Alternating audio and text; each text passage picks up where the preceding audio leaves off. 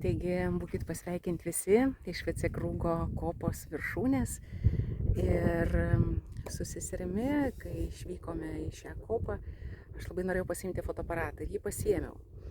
Bet išlipusi iš mašinos, jau tolokai nuo nakvynės vietos, supratau, kad palikau bateriją krautis ir esu be baterijos.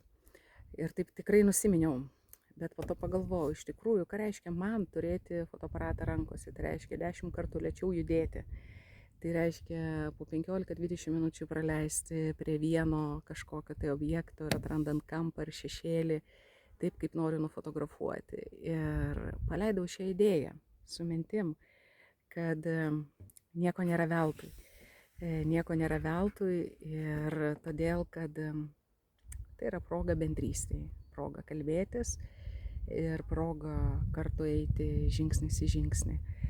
Tai kartais tenka paleisti pomėgius ir šiuo atveju man tai yra Dievo pirštas, tas užmiršimas ir leistis į bendrystę. Taigi, net jei kažką pamirštat ir kas nėra pagal planą, kartais reikia tiesiog laiko sustoti ir apmastyti. Tai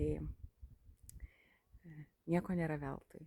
Ir žiūrėkime, kaip tai, ką pamirštame, atvirkščiai gal atveda prie esmės, prie bendrystės kūrimo su Dievu ir su mūsų artimu.